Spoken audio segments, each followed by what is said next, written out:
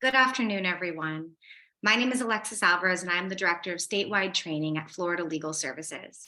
I'm extremely excited to invite you and have you here today for the second part in our Human Trafficking Awareness and Prevention Month training series, obviously in honor of human trafficking awareness and prevention. Today, we're going to be discussing expunging the records of human trafficking victims in Florida. This important topic is one that can't be stressed enough because an expungement, for a victim who has suffered through human trafficking can mean the world for their future. So I appreciate all of you who work in this field, all of you who are here to learn and maybe gain some interest in joining this field, and have extreme respect for the speakers that we have here today who will be teaching us about this important topic. Before I go into any introductions, I do want to give some housekeeping announcements. First and foremost, this is being recorded. A copy of this recording will be sent to all registrants. And by that, I mean, we understand you're busy. We understand you might not be able to stay the full time and the full amount.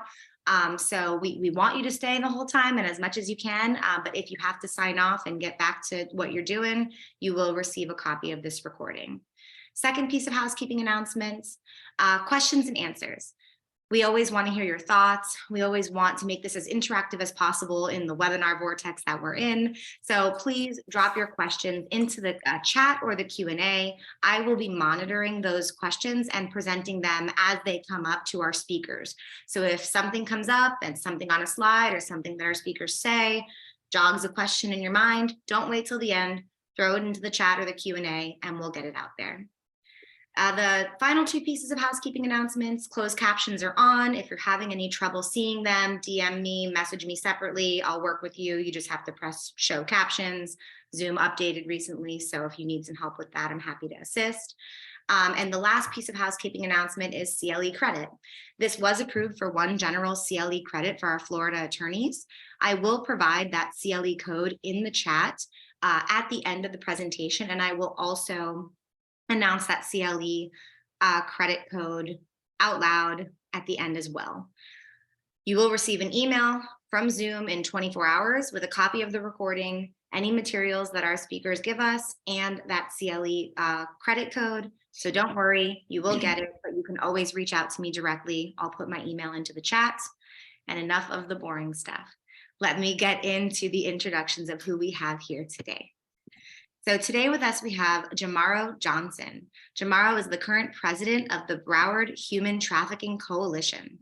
Jumorrow previously served on the advisory board for Nova Southeastern University's CREATE, Coalition for Research and Education Against Trafficking and Exploitation program. Jumorrow's level of experience consists of assisting and working directly with survivors of sexual battery and assault, domestic violence, human trafficking, domestic minor sex trafficking, and commercial sexual exploitation of children. We also have speaking today Monique Eloi, who is an associate at Jones Day. Monique represents survivors of human trafficking pro bono in seeking expungement of their prior criminal records. She is a member of the South Florida Human Trafficking Task Force, the Miami-Dade Human Trafficking Coalition, the Broward County Human Trafficking Coalition, and the Palm Beach Human Trafficking Task Force. And with that being said, I am going to turn it over to our speakers, who again, I am incredibly thankful for you to be here today and just all of the amazing work that you do for our survivors. Thanks, Alexis. So my name is Monique. As Alexis said, I'm gonna go ahead and start us off, and Jumorrow will pick up later in the presentation to round us out. So just as a general broad overview of our goals here and what we're doing here today, our broad goal is to gain an increased understanding of securing expungements to survivors under the Florida Human Trafficking Specific Statute. To do that, we're going to start by giving a broad overview of the general expungement process. Then we're going to take a real deep dive into the statutory language of the text here. Then we'll go to Jumorrow for tips on filing one of these petitions, what needs to be included, and some thoughts about how to do this the best way. And then Jumorrow will really share our expertise here on trauma-informed lawyering and trauma-informed representation for survivors of human trafficking.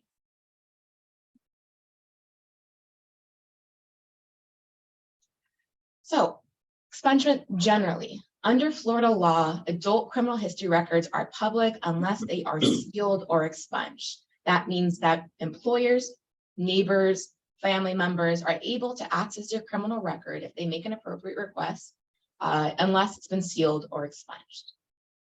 And a criminal history record is created anytime a person is arrested or fingerprinted. So even if you're arrested and charges are later dismissed, those arrests are still part of the public record and something that an employer can potentially discover.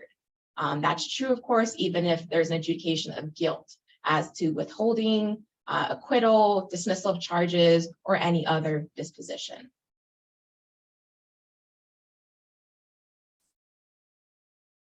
So we're actually going to start today not by looking at trafficking specific expungement statutes, but by looking at Florida expungements in general. We're hoping that by starting here, you'll get a good idea of just how unique the trafficking expungement process actually is. In Florida, expungements are governed by statute, and there are different statutes depending on what type of relief you're seeking. One example is court-ordered expungement, and it's probably the most common and what we think of when we think of expungement, a person petitioning the court to have criminal records removed. But before you can file a petition, you have to first apply to the Florida Department of Law Enforcement for a certificate of eligibility. And before the FDLE will issue a certificate of eligibility, they have to determine that you're statutorily eligible to petition the court to have your records expunged. Another example is juvenile diversion, which requires a minor to complete a diversion program, which might include community service, educational programs, court-ordered therapy, prior to the expungement of records. It will cover most misdemeanors and some felonies, but not all of them. Florida also has lawful diversion expungement, which requires an individual to apply for a lawful self-defense certificate of eligibility. They can only apply if a prosecutor certifies that the person acted in lawful self-defense pursuant to the statute and charges were not filed on or later dismissed by the state attorney or the court.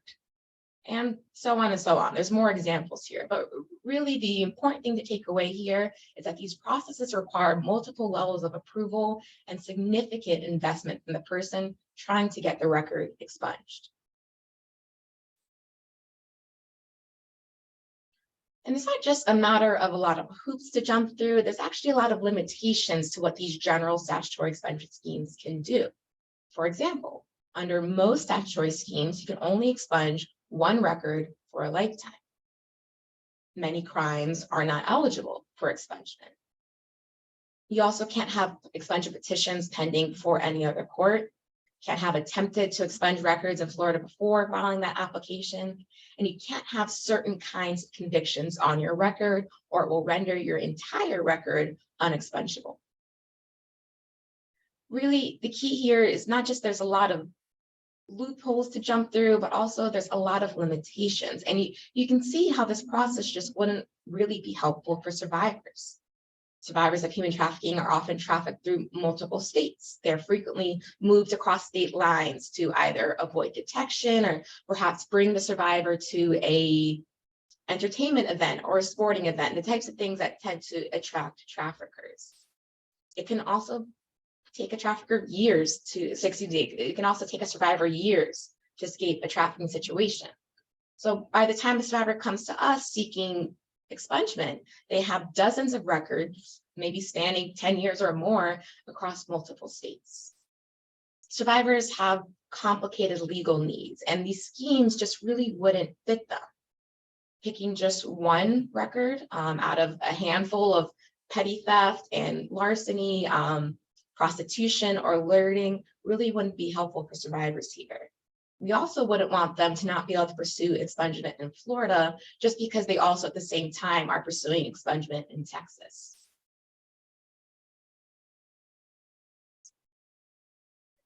Which brings us to the human trafficking statute. We'll do a quick run through of statutory language, starting here with some important definitions, and then we'll go ahead and break down what this really means and what it tells us about how to file these petitions. So human trafficking is defined in the statute as transporting, soliciting, recruiting, harboring, providing, enticing, maintaining, purchasing, patronizing, procuring, or obtaining another person for the purpose of the exploitation of that person. Victim of human trafficking is defined as a person subject to coercion. Now, remember coercion, because that's another term we'll define later, for the purpose of being used in human trafficking. It also applies to a child under 18 years of age subjected to trafficking, or a person subjected to trafficking as defined by federal law. And then lastly here, we have official documentation, which is any documentation issued by a federal, state, or local agency tending to show a person's status as a victim of human trafficking. And if you really look here, this language is quite broad and intentionally so. Human trafficking can take many forms, and we see here that the legislature is trying their best to account for all of them, including labor trafficking, which is an important part of trafficking that perhaps gets a bit overshadowed by sex trafficking in our daily discussions. And there's that definition of coercion I told you was coming. It's using or threatening to use physical force against any person, straining, isolating, confining, or threatening to restrain, isolate, or confine any person without lawful authority or against their will. It also includes providing a controlled substance to any person for the purpose of exploitation of that person. We see this fairly commonly, traffickers getting their victims hooked on drugs so that they'll be more compliant and much easier to control. It also includes destroying, concealing, removing, confiscating, withholding, or possessing any visa or other immigration document or a passport. This also applies to government identification documents in general. So again, this is really going to be directed at labor trafficking, that last provision, but we can also see this in sex trafficking as well. So we have these definitions, and now we're trying to look at what they actually mean in context of the statute. For that, best way to do is just look at the statutory language itself. The statute provides that a person who's a victim of human trafficking may petition for the expungement of a criminal record, which is resulting from either an arrest or a filing of charges for offenses that were committed while one of two things were happening. One, the person was a victim of human trafficking, or two, it was part of a human trafficking scheme at the direction of the operator of that scheme. And this is, again, it's going to be without regard for the disposition or the arrest of any of those charges, right? So even if they later are dismissed or later are adjudicated guilty, regardless, we're able to get these expunged. An important carve out here, though, is that the statute does not apply to any offenses listed in section 775-084. And we'll get to what those offenses are later, but just know, not everything is expungable on under the statute. Determination of any petition under the section should be by a preponderance of the evidence, and any expungement is deemed to have been because of a substantive defect in the underlying criminal proceedings. And just one last bit of statutory text for us here.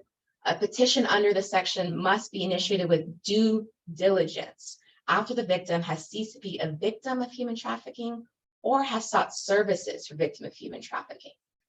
But this is subject to the reasonable safety concerns of the victim, family members of the victim, or other victims of human trafficking that may be jeopardized by bringing the petition. And again, this carve-out look, it gets even bigger, or for other reasons consistent with the purposes of this section. Official documentation, which is going to be that state, local, or federal paperwork that we talked about from an agency that tends to prove that they're a victim of human trafficking. It creates a presumption that his or her participation was a result of having been a victim of human trafficking. But again, it's not required. Any determination made without official documentation must be made by a showing of clear and convincing evidence. So that was a lot of statutory text. I am so sorry, but it's always important to start first with the statute, with the text of the statute, and then we can go ahead and break it down, just like we'll do here. So what we got from that is that a survivor may seek expungement for arrest or charges under two circumstances. One, offenses committed while being trafficked as part of the trafficking scheme, or 2, offenses committed at the direction of the operator of the scheme. The petition that you'll submit to have these records expunged are generally judged by preponderance of the evidence standard. And any expungement that you get is due to a substantive defect in the underlying criminal proceedings. And when you go to file that petition, it's important to make sure it was filed with due diligence after the victim has ceased to be a victim of human trafficking, or after they've sought services for victims of human trafficking. But again, this is subject to reasonable safety concerns. And really think about how broad that language is.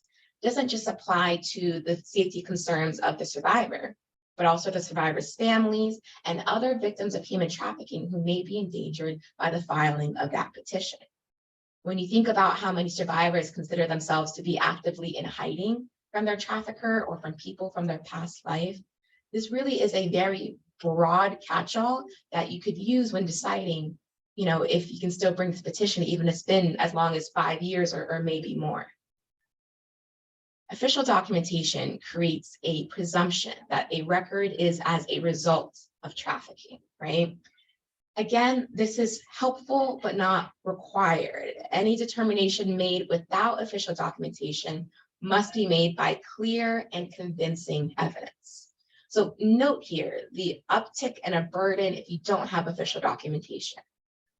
Your burden is higher, but again, don't let that dissuade you from bringing a petition under this section.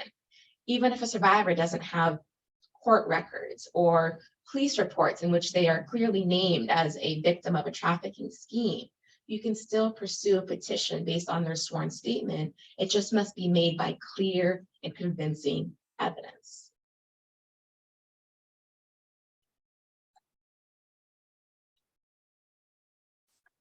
Okay, so here we are. We're back to that ineligible offenses. So the statute provides that certain offenses are just not eligible for expunction. These exclude arson, sexual battery, robbery, kidnapping, aggravated child abuse, aggravated abuse of an elderly person or disabled adult, aggravated assault with a deadly weapon, murder, manslaughter, aggravated manslaughter of a child, or the unlawful throwing, placing, or discharging of a destructive device or bomb. This also includes armed burglary, aggravated battering, or aggravated stalking. Now, it's important to note here that even if a survivor has a conviction for one of these crimes, they're still eligible to get the rest of their record expunged. Don't let this, one armed burglary or one robbery charge keep you from pursuing the rest of their record as properly expungible.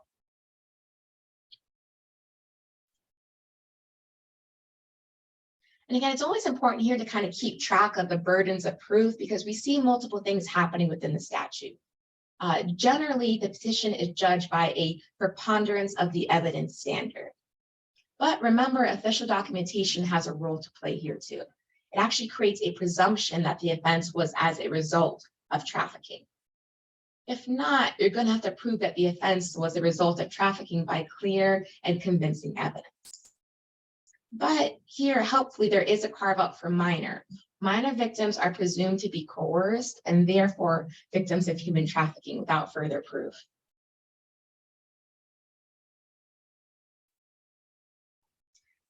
And you might be wondering, when do these burdens of proof come into play? Why do they matter? And really the big answer is going to be here, not just on the judgment of the petition as, submission and a pleading, but also for purposes of evidentiary hearings. In cases without official documentation, judges may be more likely to require evidentiary hearings. This really is going to highlight the importance for us of, if it exists, getting that official documentation. That can take the form of police reports, transcripts from trials. I've actually even asked and successfully gotten police officers to give me sworn statements after the fact, testifying to the circumstances in which they found the survivor and how it was very clearly a trafficking situation. These things can represent official documentation and really kind of helps you reduce the likelihood that you'll end up in an evidentiary hearing. Something else that's helpful here is working with a local state attorney's office to stipulate to the petition for expungement.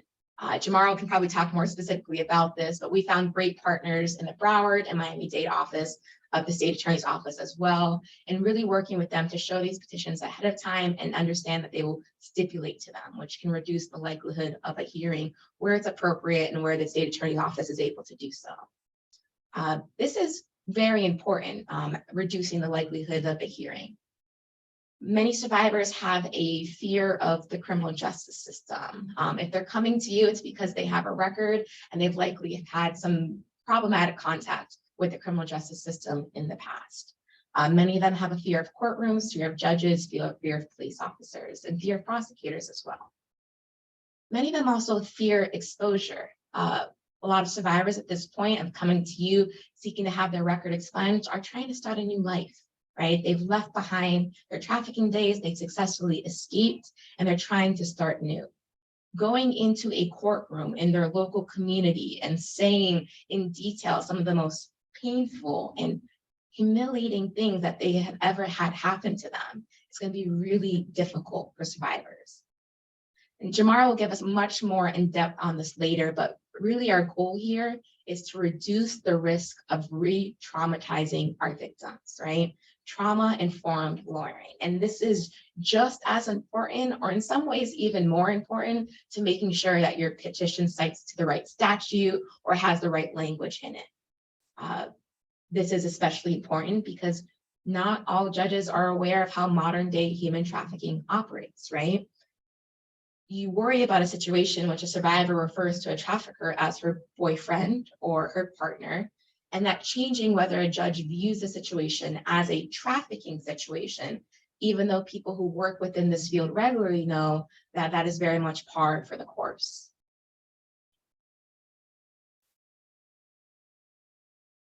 So we started this presentation by walking through some of the general expungement processes in Florida. And then we took a deep dive into the statutory language and the requirements of the human trafficking statute. So I just want to go ahead and close that loop and talk about why it's important to proceed under the human trafficking specific statute. The most important is right there at the top. More than one record can be expunged. I have yet to have a survivor come to me with just one record that they need expunged. Oftentimes you'll find like a litany of petty charges of prostitution or loitering or minor drug possession. Similarly, there's no certificate of eligibility required. You won't need to go to third parties like the Florida Department of Law Enforcement or even the state attorney's office to get a certificate of eligibility like you do under some other statutory schemes. Similarly, there isn't any requirement for any type of diversion program. So many of our survivors are trying to start a new life, right? They found jobs, independent housing.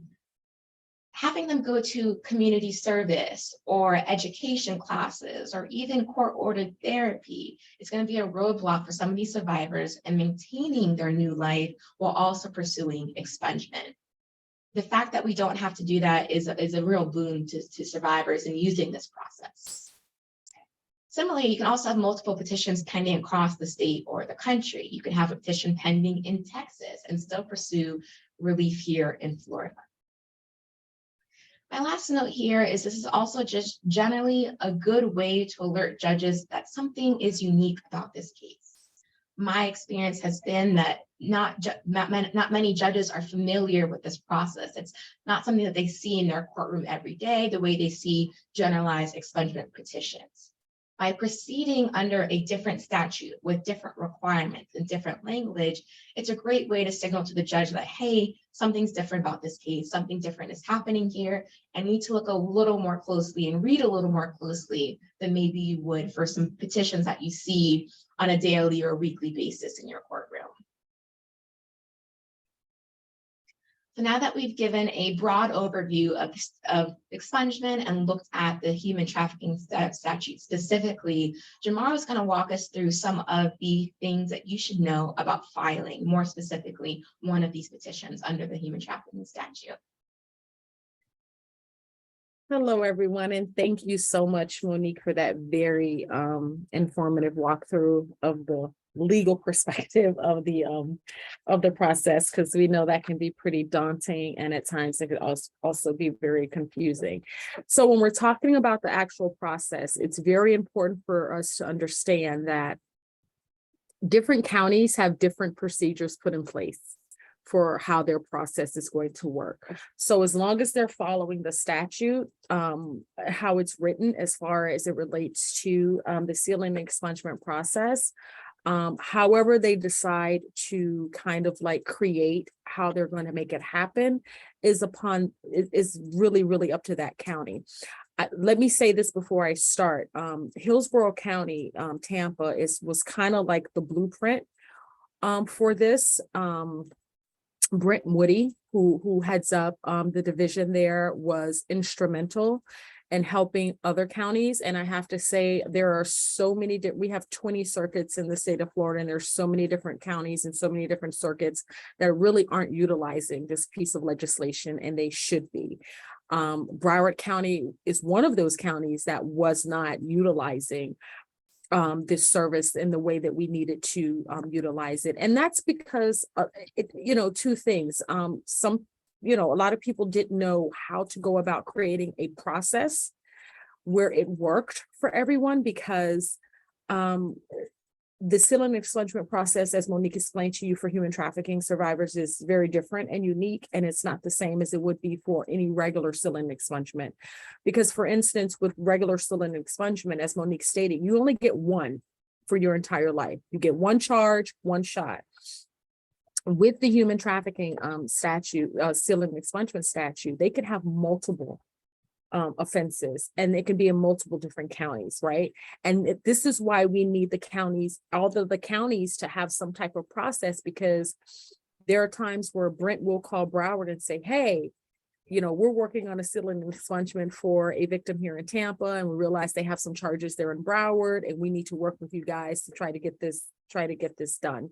So it's really important for all of the counties to try to adopt a process and put something into place so that this can be beneficial to all of those that have the lived experience of human trafficking and have been identified and verified as human trafficking survivors. So with the process varies on the county. I can speak specifically for Broward County, the way that we do it here, because we have a human trafficking task force here, and because our office, the state attorney's office, has designated a human trafficking prosecutor, Danielle Lennox, who prosecutes our human trafficking cases. And so she is the person that reviews all of the petitions that are submitted either by Monique's office or either by Veronica Sexton with Coast to Coast Legal Aid. She is the state attorney that is reviewing those particular petitions, and it makes it easier because, one, Danielle is human trafficking she's educated on human trafficking, and she is trauma informed as it relates to human trafficking. So it's like, if you have a prosecutor who has no idea what human trafficking is, doesn't care to know what human trafficking is, has no idea how it works, has no idea how it affects victims, they could look at a petition and look at the documents, whether it be a law enforcement, a sworn police report indicating that this person is actually identified as a victim, and based on, like, they could be reading and then they could make a determination, well, they don't think it's, it's that. And so then that can, kind of deter the process. It can also delay the process. And then sometimes it could get the state attorney just not wanting to sign off on it because they don't believe that this person is a survivor or a person with a lived experience.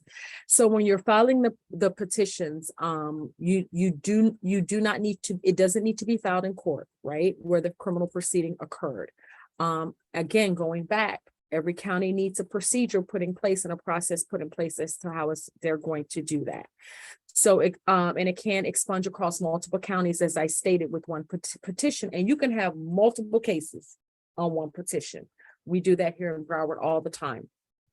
There needs to be a sworn statement or official documentation of status as a human trafficking survivor.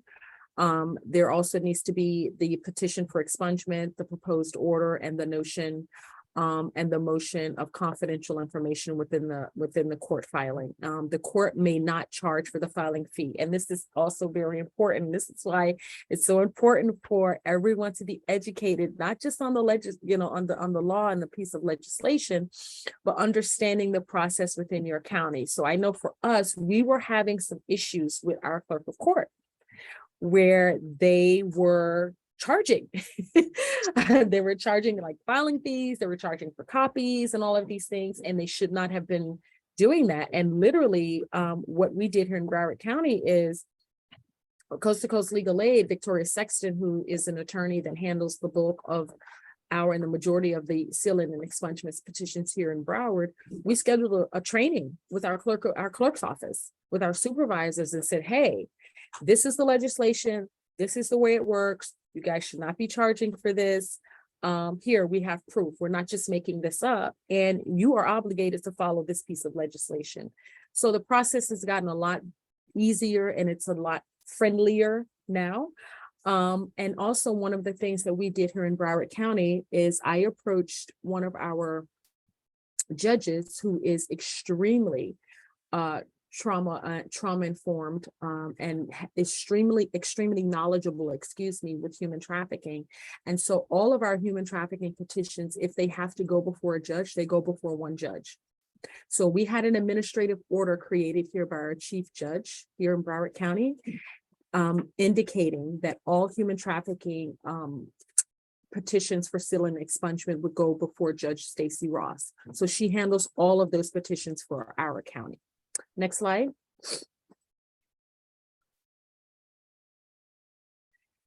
So when you're filing in the filing process, it's very important in keeping the petition confidential. As Monique stated earlier, you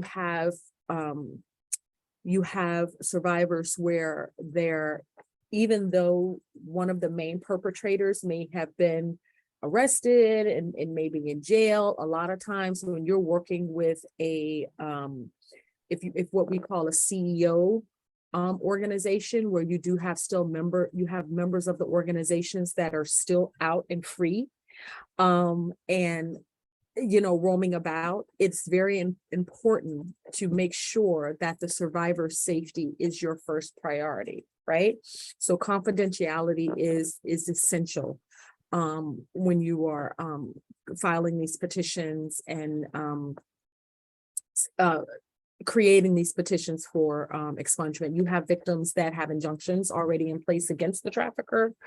You have survivors that are literally in hiding. You have survivors that are using aliases to prevent their trafficker, their exploiter, from knowing where they are. And then you're also dealing with the shame and the guilt and the humiliation and the embarrassment of what's going on and what's happening to them, because it's also important for everyone to remember that, in working with human trafficking survivors, a lot of times human trafficking survivors take on the responsibility of the guilt as far as what happened, because of the trauma bonding aspect of it that takes place. And we'll get into the trauma aspect of it later. But when you have your exploiter saying to you, well, I didn't have you tied up, I didn't have you chained up, you could have left at any time, you know what I'm saying? And so what happens is they have the person who was very much could not leave at any time, right? They could not leave if they wanted to, but if they're telling them, okay, well, you could have left at any time, then what happens is they take on ownership of what happened to them, and so they tend to blame themselves. And then you also, on another aspect of it, where you have a lot of people that don't identify as victims because they don't want to be identified as a victim, because of the stigma that is attached to being identified as a victim. It symbolizes weakness, and it symbolizes where they allowed something to happen to them, and that is because this society perpetuates that question. Well, how did they let this happen? How did that happen? And the famous question is, well, why didn't they just leave, right? So you have a lot of shame, humiliation, and embarrassment that is attached. So you have a lot of people that, they don't want to go to court. They don't want this stuff put in court records, and they don't want this stuff heard in court, and they don't want people reading this. So it's very important to assure them and explain to them in its entirety what confidentiality means, and that they actually then they have a right to confidentiality, right? Next slide.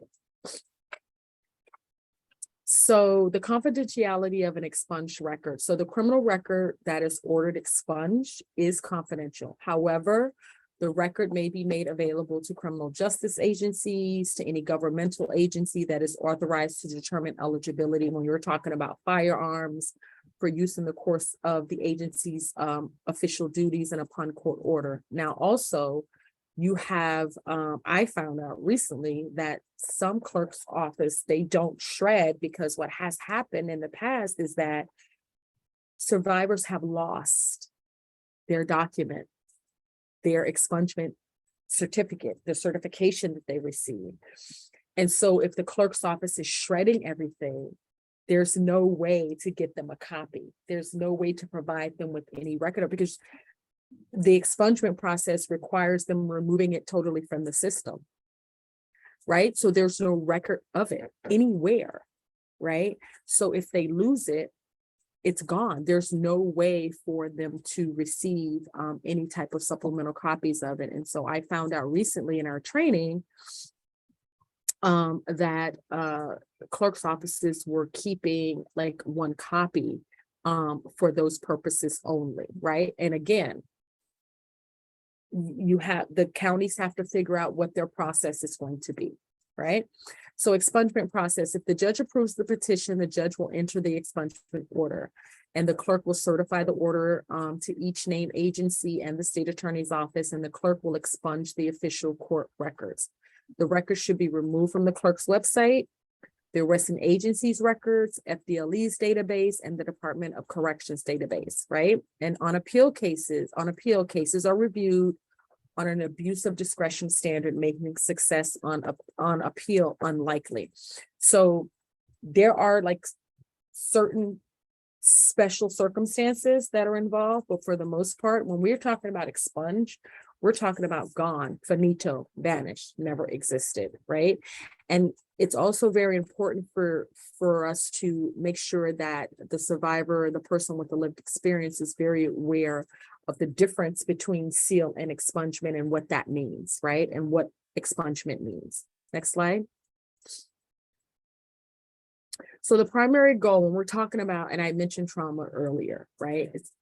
It's really important, especially from attorneys and those who are going to be working with survivors, because you have to understand the human trafficking component and the aspect of the human trafficking verification, identification, that's the last resort. So there are so many things that have happened to this person prior to, which made them vulnerable to a perpetrator, right? So this is why trauma and being trauma informed is so important, because when you're working with people who have experienced complex trauma, which is multiple forms of trauma over extended period of time, and a lot of times by at the hands of someone that they trust, right? So that's why it's important to understand what you're working with and what you're dealing with. And so the primary role of trauma-informed attorney is assisting survivors of trafficking with their legal needs in a victim-centered way that consistently prioritizes their safety and well-being. Next slide. And so when we're talking about victim-centered way, we're talking about you not expecting people to behave the way you think they should behave because these things have happened to them, right?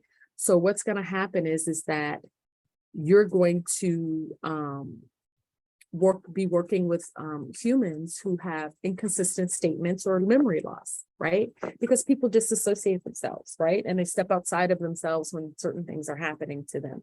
And so a lot of times when you're working with survivors of human trafficking or people with a person with a lived experience, you're going to get their story out of sequence, because they're not going to remember everything at once.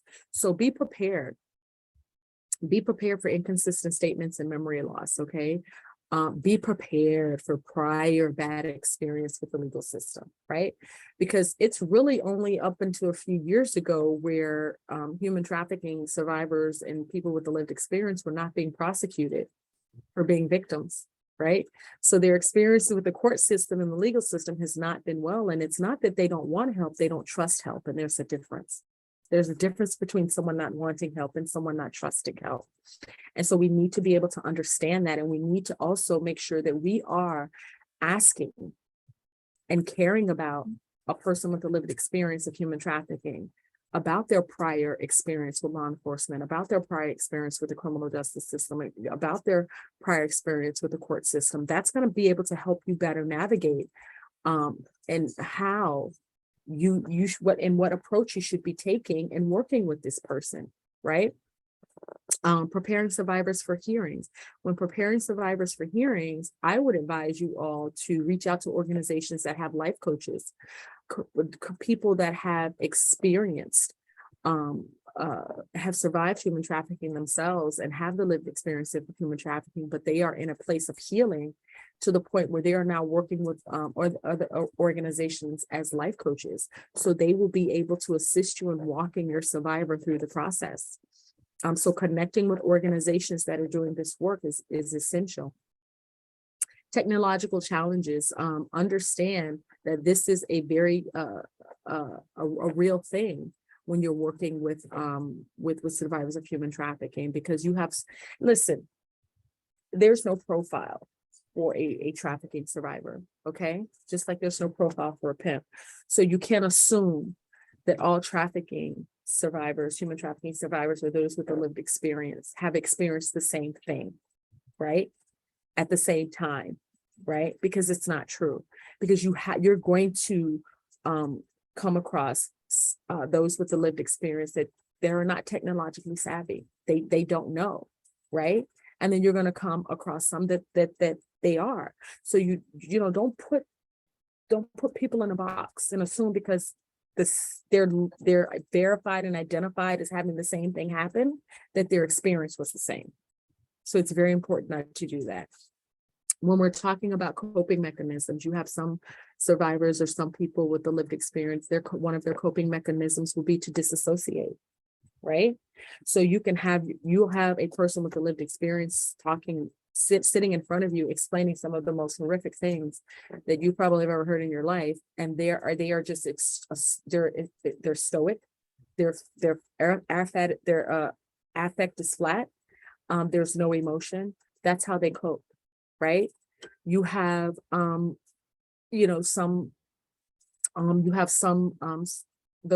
people with a lived experience. Some people cope by they've created little things to help them where they'll hum. Some coping mechanisms, you have some people that will need to count down. You have to be aware of these coping mechanisms just as much as you need to be aware of what triggers are, right? There are smells that set people off. There are sounds that set people off. There are colors that set people off, because you may have a person with a lived experience that was kept in a room, and the color of the walls on the room was green. Green may be a triggering color for them, right? So it's important for you. That's why it's so important to be trauma informed if you're going to be providing legal services for people with this lived experience. How much information is enough information? Allow your survivor, right, to be the judge of that. Include them in on what needs to be known and what doesn't need to be known, right? Because I tell my survivors all the time, those that even work with at events with me, you don't need to tell your story. Only thing you need to do is tell what you needed when you were going through it. People don't need to know the good, the bad, and the ugly. They just need to know what you were lacking, what you didn't get, right? So you have to include them on the conversation, and you don't get to determine, and you don't get to tell them what parts of their story is legitimate enough or not, or juicy enough or not. That's disrespectful, and it's very traumatizing, right? Respect boundaries, right? understanding that I know a lot of times when you are, representing people, you have court, you have all of these other cases, you're on deadlines, you have depositions, you have all of this going on. So you need to get this. I need to get this information from you right now. I need to get this, but you have to be, you don't know what kind of day that person has had. You don't know what has triggered them from that day. So you have to be very, very respectful of their boundaries of wanting to talk, wanting to share, and even a space as far as touching, with the hugging and the touching and things like that. You need to make sure you're always asking permission. I need to move closer to you. Is that okay? I need to sit across from you. Is that okay? Right? So being respectful, don't just assume that you have a right to their space because you're providing them a service for free. Right? Just don't assume that, right? You have to, because they've been disrespected for so long. The boundaries have been crossed for so long. The last thing you want to do is re-traumatize by not respecting their boundaries. Next slide. Pronouns and inclusivity. It's okay to ask how you identify. How do you identify? What are your pronouns? They, their, he, she, so you ask these questions. It's better to ask than not ask and offend, right? Because let me tell you something about working with people with the lived experience of human trauma, human trafficking. If they don't trust you with their trauma, if they feel like they can't trust you with their trauma, they won't. If they feel like you don't respect them, then they're not going to want you to help them. They're not going to want anything to do with you, right? And I'm telling you right now, they can sniff it out. They identify it right off the bat, right? Understand the difference between victim and survivor. And there's one thing I would like to add as well: victim, survivor, and thriver. Victim, survivor, and thriver, right? Surviving is great. It's awesome. It's hard, but that's not the hard part. That's not the hardest part. The hardest part is the thriving. Is being able to function, cope, live, move, and matter after you survive what you've survived, right? So, and let me tell you something, not everybody wants to be called a survivor. They definitely want to be called a victim, but not everybody wants to be called a survivor, right? So ask questions, right? When we're talking about language, be very mindful. Be mindful of your language, right? Stay away from the word prostitute. Stay away from the word prostitution. Become knowledgeable of what what terminology is, right? So, when you're talking about targeted person, it's not targeted, it's desired. When you're talking about child pornography, it's not child pornography, it's commercial sexual abuse material. When you're talking about prostitution, it's not prostitution, it's sex worker. Become knowledgeable and aware of what the language is, so you are not. And listen, when you do these things, you don't help wrong, because we're here to help. But sometimes when you don't know and when you don't take time out to learn, you end up helping wrong, right? And so in order to stay away from helping wrong, we want to make sure we're educating ourselves, right? Mirror the language without letting it affect your legal analysis, right? Respecting boundaries, and validate without judgment, right? I'm really sorry that happened to you. Moving forward, okay, I understand moving forward, yes, that did happen to you. Understand that's not who you are. Now, moving forward, what can we do, right? What can we do to make you more secure, right, in your thriving process? Right. And I understand you guys, Lori, you're not social workers, but you have to understand, if you're going to be doing this work, you're going to have to put on a social worker hat every now and then. It just comes with the territory. Next slide. Representing survivors creatively sourcing information. So referral providers, right? So again, make sure you are connecting in whatever area you're in, connecting with organizations that are doing legitimate work. Not just have created organizations so they can apply for the grant funds, the federal dollars, and say they're doing the work. I'm talking about ask for numbers. What have they done? How many survivors have they served, right? Making sure you're referring appropriately, right? Making sure that you're doing due diligence, background checks of these people that you're referring these people to, right? Being responsible of the person that you have taken on the responsibility to provide this service for, because understand, at this point,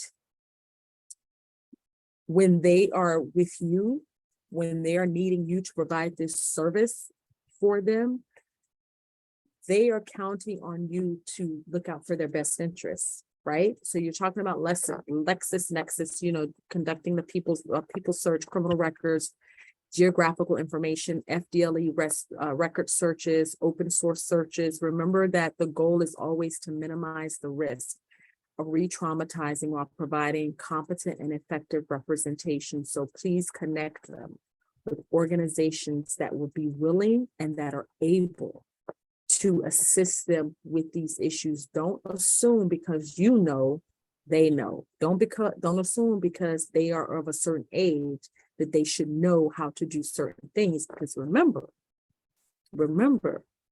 the human trafficking component and aspect, that's the end result of everything that has probably happened to them prior to, right? So they didn't get this and that at certain ages that you would have received that you received. So they don't know about these things. And again, they don't trust help, right? So if you're going to be referring them to people, do your due diligence and make sure you're referring them to appropriate and legitimate organizations that are going to help them and not judge them. Next slide.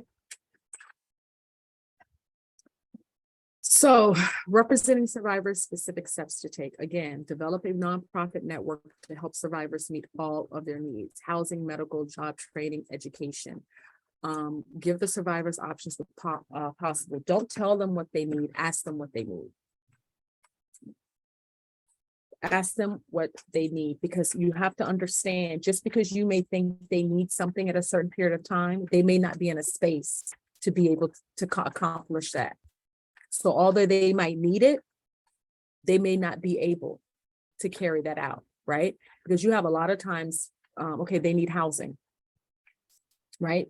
And they also need medical. They need a lot of dental work, right? They need job training, they need education.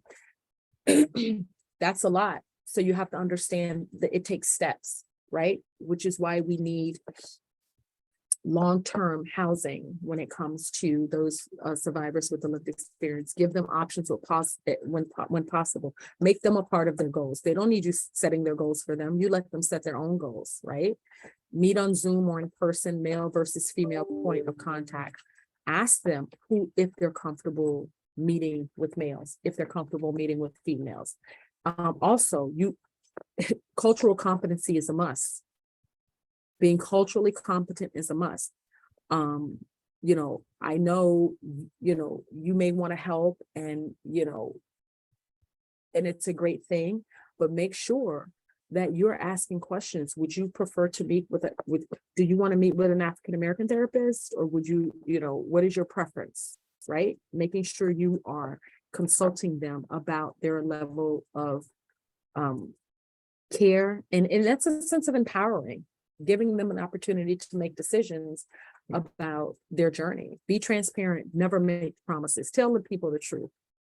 Tell the people the truth, the good, the bad, and the ugly. Because what you do is when you don't tell them the truth and you're not transparent with them, you take away their ability to make appropriate decisions based on their journey. Don't do that. Do not assume the victim, the survivor, person with lived experience is going to be grateful for your service. Please don't. They're exhausted. They've been through a lot. Time will go past and they'll come back and they'll say, I really appreciate you. I thank you for helping me. But sometimes people are too tired to be grateful. And you got to be aware of that, right? Be aware and be prepared for blocked trust. As I stated before, it's not that people don't want your help. They don't trust your help, right?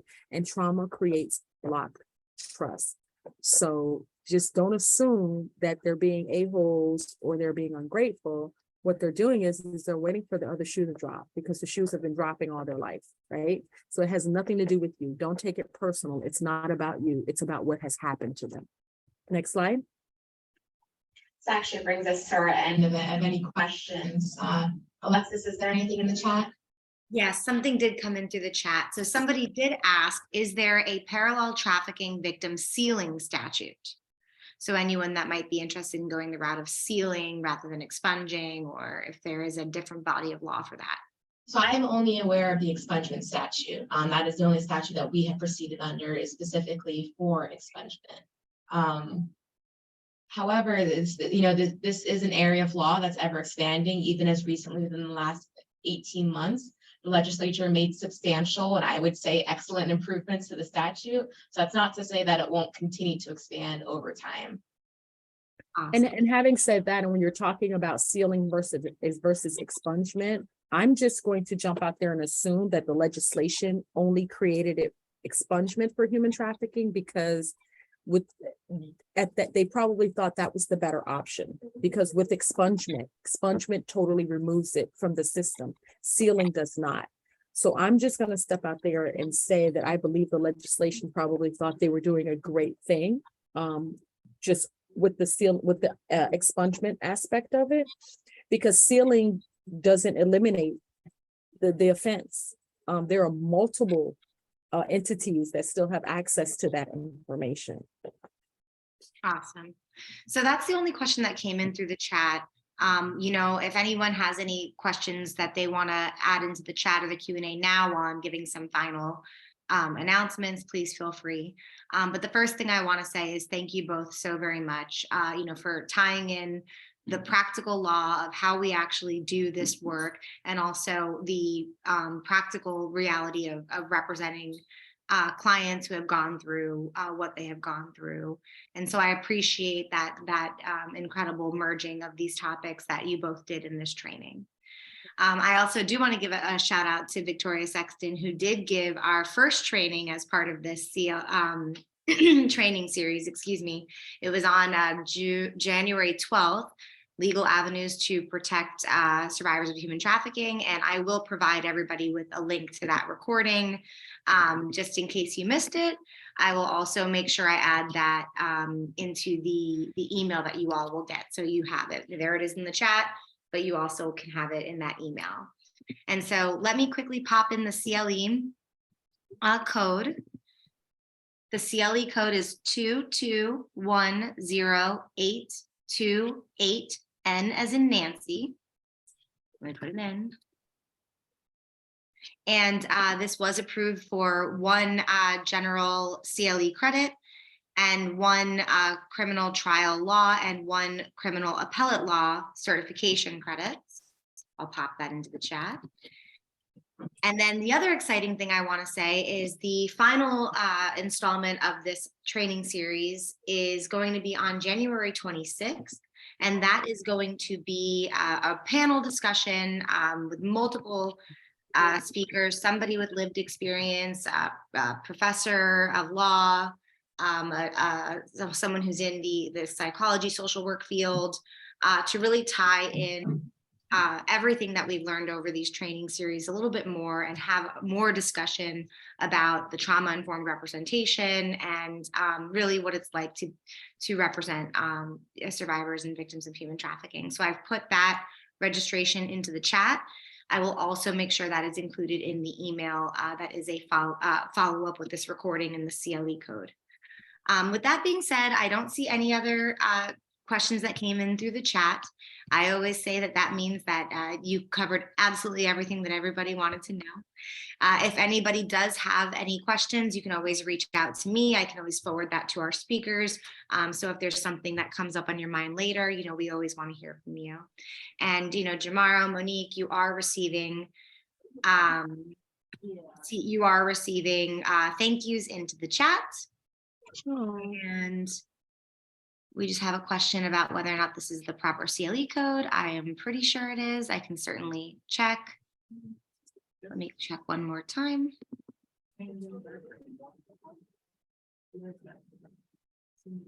Oh, I put the wrong one in. Thank you for catching that. The corrected CLE code, I'm sorry. Thank you very much for catching that. Double check again now that I'm, all right, Oh. is 2211427 N as in Nancy. I apologize. Go ahead. I see one question. How does one go about requesting an agency to provide a statement that the crime was performed while a victim? So generally what we've done is, look for police records relating to the arrest itself. Oftentimes there are great nuggets in there. We've also have reached out to officers after the fact and asked them to create a sworn statement. Many of these officers are aware of the situation. They clock it from the minute they get there. And we've actually had officers, even retired officers who had since retired since the incident, provide us with sworn statements that we're able to include as part of our statement, as part of our petition. And that's just an independent source verifying for the judge what we all know to be true. And that's always great. And that was it from me. Awesome. Thank you so much. And it's also good if the person with the lived experience, if they're cooperating in the prosecution of the prosecutorial process of the case, that always also goes a long way as well. Okay. And actually another question came in. Unless this is, I don't think this is the one you just answered, Monique. Could you state again the statutory site for the specific trafficking victim expungement statute? Yes. Actually, I'll just take us back. Close your eyes so no one gets motion sick. We will go all the way back to our first slide, which I believe has it.